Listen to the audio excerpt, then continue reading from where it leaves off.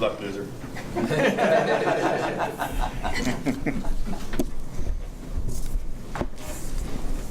Your words matter. Your body language matters. Your appearance matters.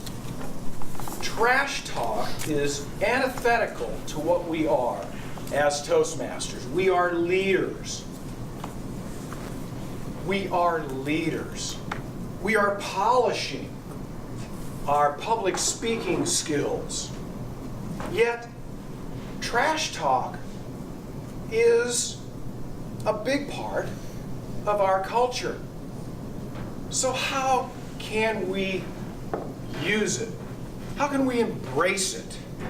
How can we have some fun with it? The impetus for this speech was from an article in the sports section of Kansas City Star by Vaughn Gregorian. It involved a recent NC2A basketball game, an incident that occurred. Now it's March Madness. Auburn versus New Mexico State. It's the end of the game. Everyone is knackered. Auburn is up by 2. Foul on New Mexico State. 3 shots. 3 shots. The player steps to the line. All he has to do is drain 3 in a row, and they win and move on. And at that moment, the Auburn guard steps up close enough and starts giving the choke sign. He does it multiple times, and this drew a lot of discussion afterwards. The New Mexico player misses 2 out of 3. New Auburn moves on. Now, what is the price? What is the cost? What was the purpose? Vaughn Gregorian explored trash talking. He explored it all the way back to the Greeks and the Olympics, where they had curse tablets. So this is nothing new in our culture and nothing new in our society.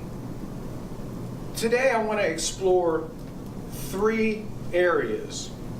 3 areas. Bragging, disrespecting, and mind games. We all know what bragging is. I'm the greatest, said Muhammad Ali. Dizzy Dean, the great Cardinal pitcher, said, it ain't bragging if you can back it up. So bragging is essentially just psyching yourself up. Nothing really wrong with that. It does get old. Disrespecting is a whole nother category. This is making light or disparaging somebody because of their race, because of their religion, because of their sexual orientation, or because of their mama.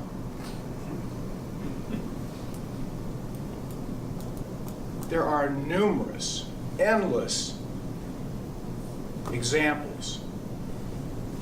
But one of them that is kind of humorous, I believe. Mike Ditka, Coach Ditka, was in front of a bunch of sports writers, and he posed the question to them, what's the difference between a 3-week-old puppy and sports writers?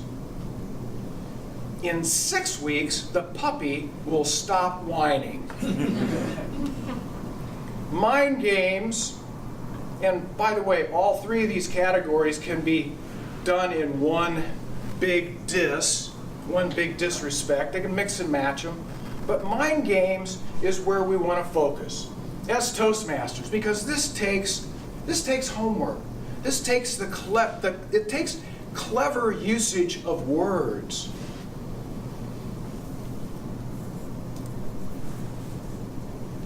Monday Night Football. Denver Broncos versus the Kansas City Chiefs. Shannon Sharpe said this was his finest moment of trash talking. He baited Derek Thomas into 3 15-yard personal foul penalties, and the Chiefs suspended Derek Thomas for a game afterwards. Their own team suspended the guy. What did Shannon Sharpe do? Every time he got down into his three-point stance, he looked at Derek Thomas and repeated Derek Thomas's girlfriend's phone number.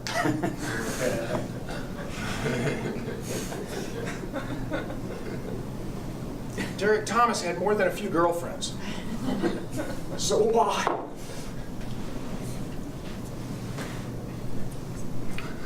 Mind games takes work. Mind games takes the clever usage of words to get under your opponent's skin. Your words matter. Your body language matters. Your appearance matters. And perhaps the young man from Auburn, instead of doing the choke sign, perhaps he would have been better served to lightly whisper to his opponent, I love you. I love you, my basketball brother, and I'm going to love you even more after you miss it. Thank you, ladies and gentlemen.